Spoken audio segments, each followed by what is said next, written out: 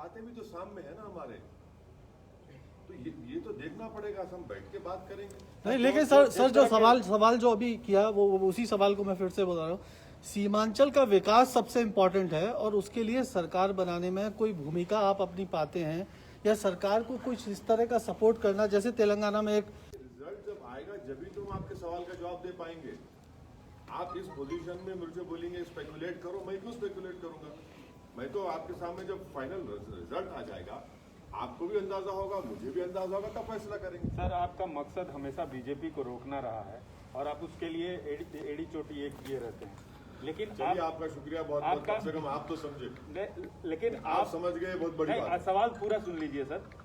आपने चुनाव लड़ा, 5 सीटें जीते आप, जहां आरजेडी जीतती रही है। आपको नहीं लगता कि बीजेपी को रोकने के लिए आप उनके साथ हाथ मिला सकते थे? एक तरह से जिन ताकतों को रोकने के लिए आप काम करते रहे, उन्हीं को इनडायरेक्टली मदद कर दिया आपने। अभी वही बोला जा रहा है सर, आपके साथ इंडिपेंडेंट एमएलए को लेके बनाने की बात हो रही है।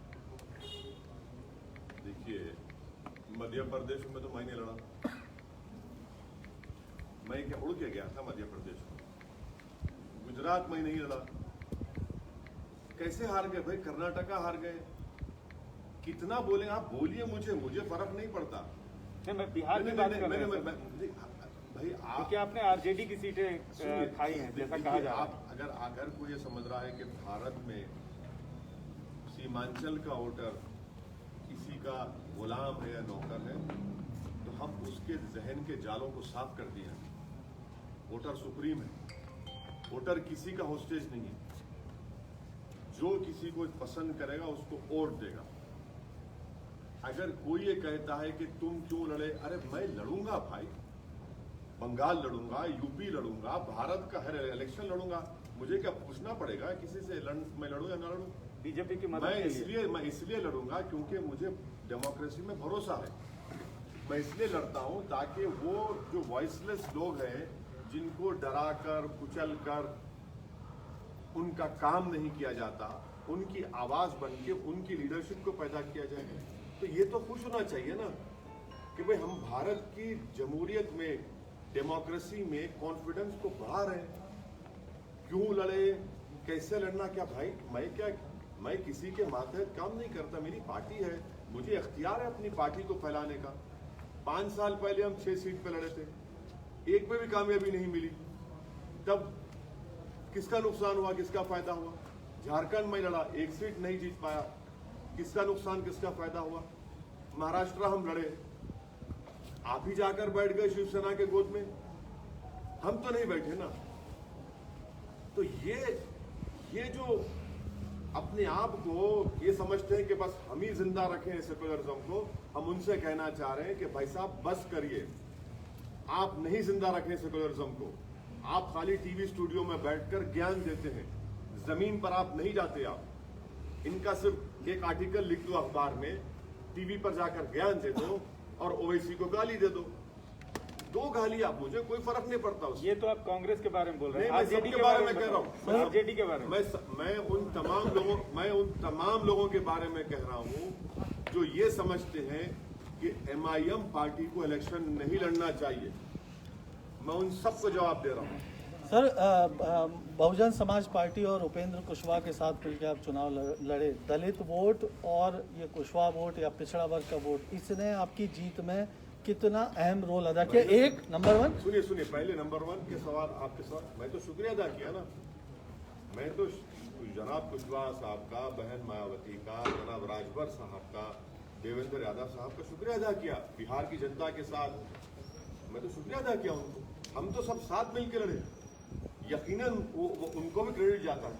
लेकिन आपका वोट उधर ट्रांसफर नहीं हुआ, बहुजन समाज पार्टी सिर्फ एक ही सीट पे रही और उपेंद्र कुशवाहा भी शायद एक। देखिए, इलेक्शन है, हम तो अपनी तरफ से पूरी मेहनत किए, जुस्तजू किए। बल्कि बहुजन समाज पार्टी के कई ऐसे कैंडिडेट थे जो हमको कह रहे थे कि सर आप और मुखामत पर आइए। हम नहीं जा सके क्योंकि वो शेड्यूल इतना टाइट था, मगर हम तो कोशिश किए, इखलास के साथ कोशिश की, पूरी नियति के साथ हम कोशिश की। 2022 वो वोट ट्रांसफर नहीं हुआ उत्तर प्रदेश में, हाँ, बीएसपी के लिए 2022 में 2022 में उत्तर प्रदेश में एमआईएम दोबारा चुनाव लड़ेगी। बहुजन समाज पार्टी। सुनिए दोबारा चुनाव लड़ेगी। पहले जो कमजोरियां थी हमने थोड़ा उसको दूर किया है, बड़ी ताकत के साथ लड़ेगी। किसके साथ जाएंगे नहीं जाएंगे वो वक्त ही बताएगा, मगर हम तो लड़ेंगे। बंगाल सर, बंगाल बंगाल में क्यों? अरे भाई हर जगह लड़ना चाहिए। एक पॉलिटिकल पार्टी हम के एनजीओ है कि सेमिनार करा के पेपर प्रेजेंट कर दे, पॉलिटिकल पार्टी है, लड़ेंगे क्यों नहीं लड़ेंगे, लड़ना चाहिए भाई। भारत की जमहूरियत को मजबूत करना है और भारत की जमहूरियत में जो सेक्शन की आवाज नहीं है उस आवाज को पहुंचाना जरूरी है, तो उसमें क्या बुरी बात है, लड़ना चाहिए। जीतेंगे हारेंगे वो तो जनता तय करेगी, अल्लाह बताएगा, पर लड़ना तो जरूरी है ना। सर आप चाहते हैं कि ये गठबंधन जो बिहार में हुआ और सक्सेसफुल रहा आपके लिए तो फायदेमंद रहा, यूपी में भी वही आगे। देखिए सही बात तो ये है कि हमारा पहला अलायंस हुआ देवेंद्र यादव साहब की पार्टी से, समाजवादी जनता दल से, और उससे पहले कुशवाहा साहब बीएसपी से अलायंस कर चुके थे राजभर साहब के साथ, हम लोग बाद में गए। तो ये बिहार की इलेक्शन किस तक हुआ, यूपी में क्या होगा मैं अभी कैसे बताऊंगा आपको, मैं भी कैसे बताऊंगा आपको। सर तेलंगाना में टीआरएस पार्टी बहुत बुरी तरह हारी है, कहीं खतरे थे उल्टी नहीं सर आने वाले? बुरी तरह कहाँ हारे, कहाँ बुरी तरह? 1000 वोट से हारे, 1100 वोट से हारे, रेजर थिन था वो, लेकिन कोई बात बीजेपी नहीं। आ गई सर। बीजेपी तो दस्तक नहीं दे रही सर आपके इलाके में, बीजेपी तो दस्तक नहीं दे रही है।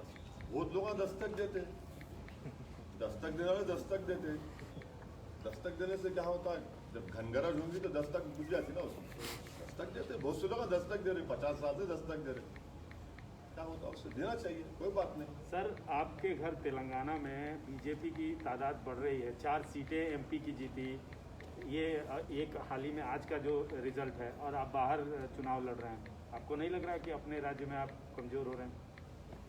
मैं हारा क्या? आपकी सहयोगी पार्टी है। मैं हारा क्या? आपकी नहीं, सहयोगी आपका पार्टी। TV9 की बहुत ही बदतमीजी की न्यूज थी आपकी। TV9 को अगर चमचागिरी करना रूलिंग पार्टी की तो चमचागिरी करो, मगर हर बार हमारे कंधे पे रख के अपनी मुनाफिकत दिखाने के लिए मत करो।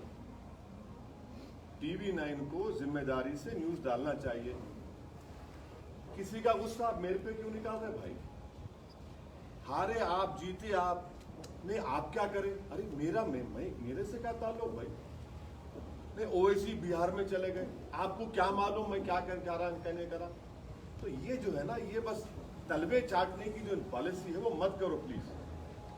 सवाल करो बोल तो मैं, मेरा ताल्लुक भी नहीं उससे, मेरे को मालूम तक भी नहीं। आप न्यूज चला दिए, क्या बोलते नहीं गवर्नमेंट के पास, केसीआर के पास नंबर बढ़ जाना। ऐसा नंबर बढ़ाना है तो करो, हम आपने हमारा ही खंदा मिला ना आपको, मजबूत खंदा है, कमजोर खंदे पे तो खड़े तो गिर जाते आप, नो प्रॉब्लम।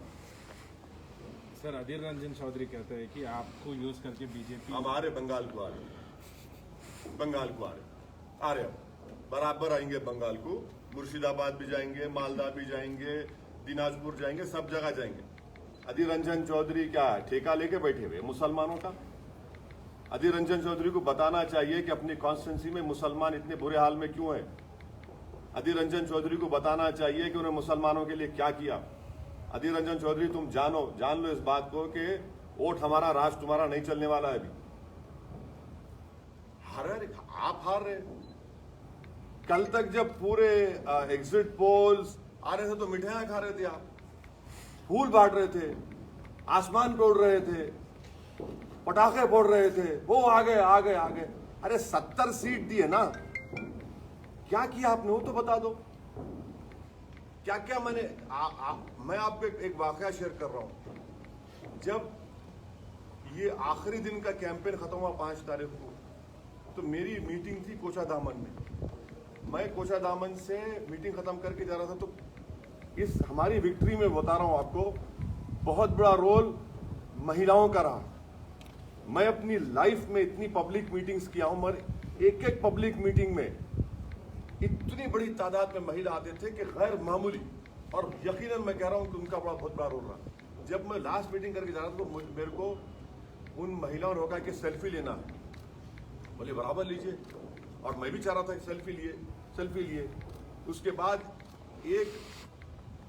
एक महिला ने मुझसे कहा कि वैसी तुम्हारे बारे में बहुत अनाप शनाप बोल रहे हैं ये लोग, इनको 7 तारीख को हम बताएंगे, और तुम देखना जब वो डब्बा खुलेगा इसका जवाब हम दे देंगे।